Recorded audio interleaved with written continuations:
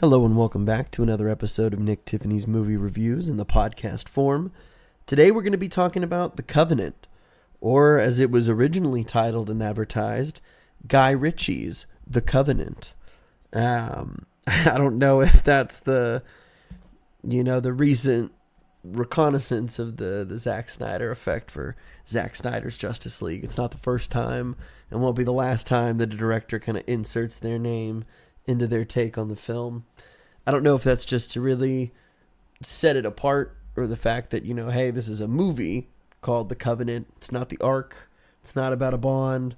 I mean, it is about a Bond, but, I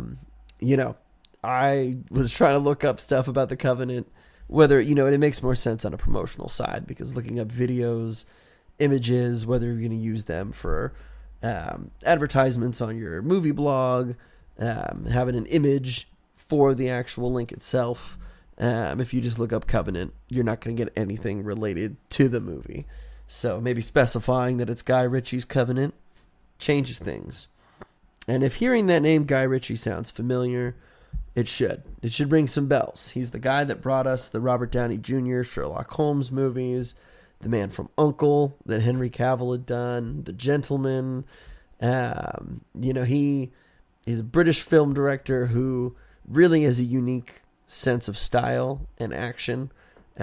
His movies are usually comedic, despite being really action heavy and well choreographed, and very well thought out. Most of his movies feature a fair bit of humor. King Arthur, The Legend of the Sword, definitely less so. And The Covenant here, certainly less so. Covenant, it's interesting to have an outsider's perspective on our war in Afghanistan. It's not a movie that picks sides in the sense that, hey, the Americans were right to go in and they were right when they left. They don't totally condemn the U.S. and say, hey, all of that was for nothing. You accomplished nothing. The people would have been better if you weren't there in the first place. It doesn't quite take a side in a really nice way, I feel like, because it lets the film kind of organically grow into what I thought was honestly a true story, and then come to find out after the movie, it's not. This film follows Jake Gyllenhaal, America's favorite action star, Sergeant John Kinley. And essentially, the role that he needs filled in his squad is that of a translator, who's going to be played by Dar Salim. His name is Ahmed. Essentially, his whole role during the war is being this interpreter who honestly risks his own life, helping go door to door, searching for IEDs, different factories where they're making the bombs, where there's Taliban weapon stashes.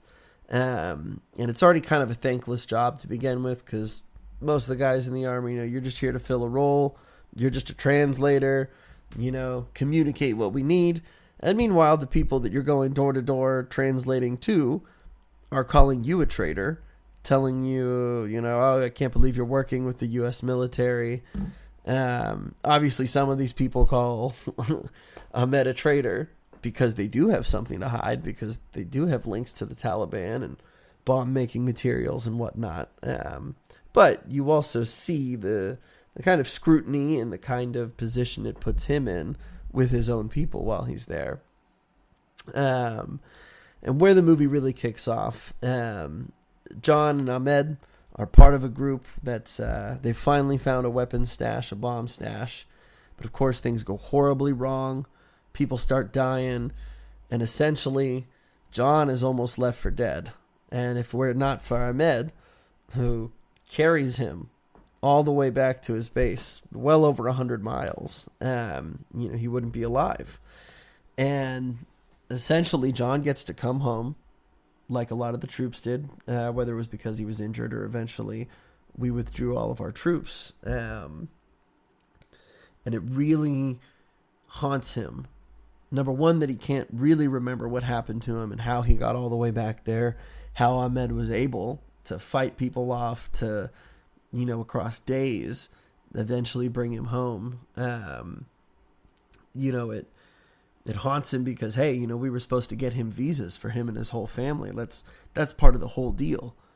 We work with them, they work for us, and the government helps get them over here, because what's going to happen when they sell out their own, or what's going to happen when they risk themselves? Of course they're going to be put in harm's way. Of course the Taliban is going to want to kill them. And it really surprised me in a good way, and especially now knowing that this isn't a true story, the frustration that Gyllenhaal's character goes through, just day after day after day, calling in circles, trying to get a hold of someone in a higher up position in the government, someone to not only listen to his case, but someone to advocate for Ahmed and to help find him and his family and expedite their process, send someone in there who can help recover them. And, essentially being told, hey, tough luck, but we can't find him. He's probably gone undercover because now he's one of the most wanted men over there. So there's nothing that we can do. He chose to risk his and his family's life to translate for us. That's kind of the gist of what you're feeling. And it's really frustrating. It's really frustrating to watch.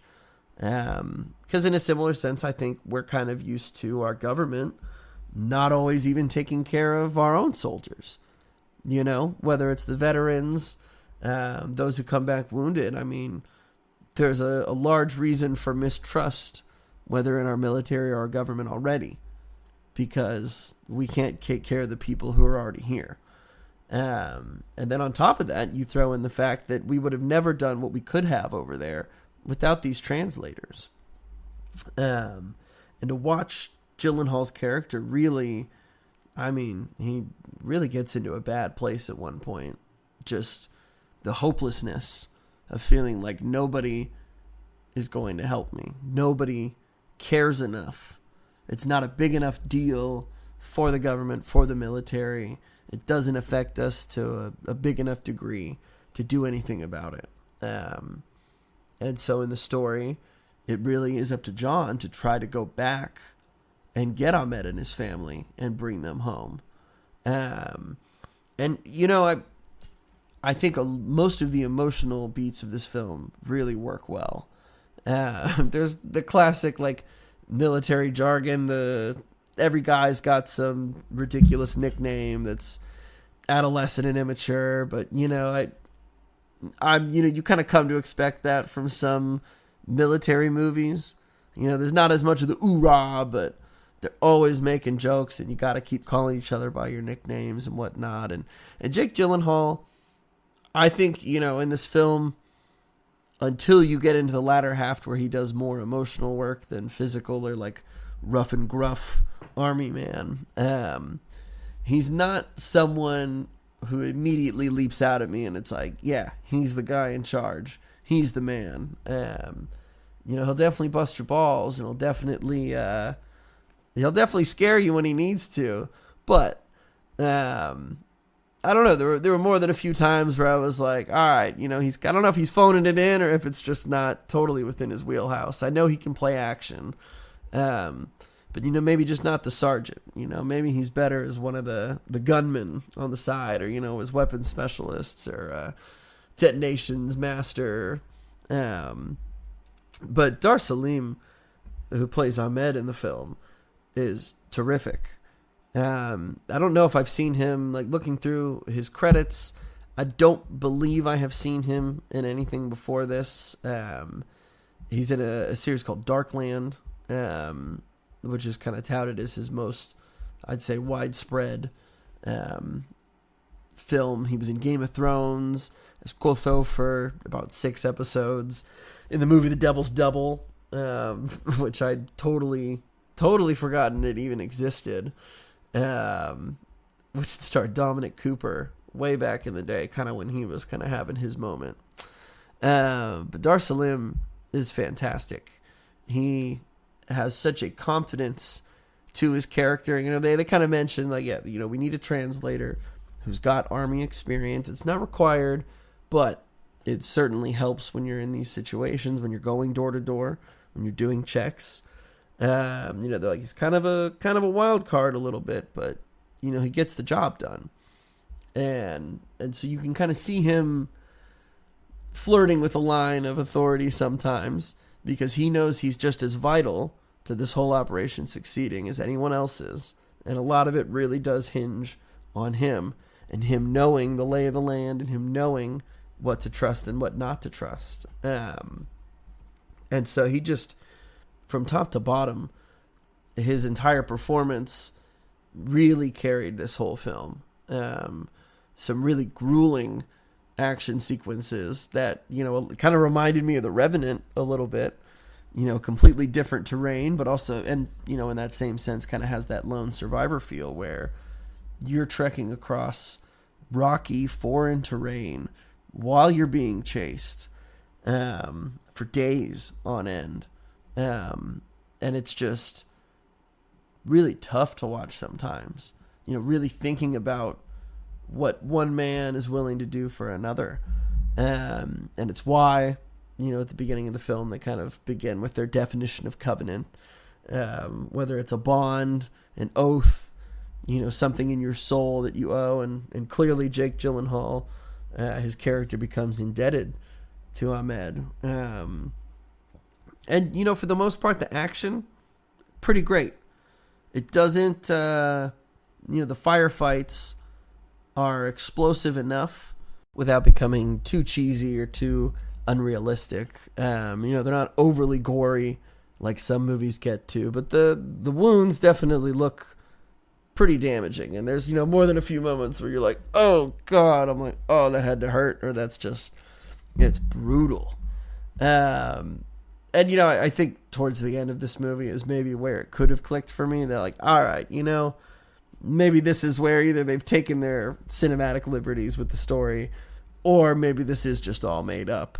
But, of course, there's moments where you're like, all right, the heroes are, your back's to the wall. You think this is it, and you're waiting for that third-person shooter or someone to come and save you. See, there's a few things in the story where I was like, oh, of course this would happen right at this moment. Right when we're so close to this resolution, whatever it was. But all in all, I think this is a pretty enjoyable movie. Doesn't quite do anything brand new for the war and action genre, but I really do like the conversation around, the importance of these translators and the importance of what our promises are supposed to mean, and understanding that, these aren't people that you can just toss aside and treat as if their life is less important than ours. Because if you really are over there to help, and you are over there to do a job, then you need to help them. And so I'm curious to kind of see the conversation that this film carries across different markets. Like, I've already seen some people bitching and moaning because they're like, oh, what's a British guy doing making a movie about Americans and whatnot. But I've always thought that, obviously most people, I think it's nice to see what someone else's take is on a story, especially when you're removed from some of your allegiances or just, whatever you grew up with. So having a Brit make this film really added some new layers to whether it's just the characters and the relationships that they have, or the ones that we focus on rather than what most military films choose to do. And so, yeah, Guy Ritchie, he's been a little hit or miss recently, but I would definitely say this is a bigger hit than it is a miss. And once this comes on streaming, I'm sure this will be an even greater hit. So tune in next time, because I'm sure we'll be leaving the action category for a little Judy Blume. So tune in next for that.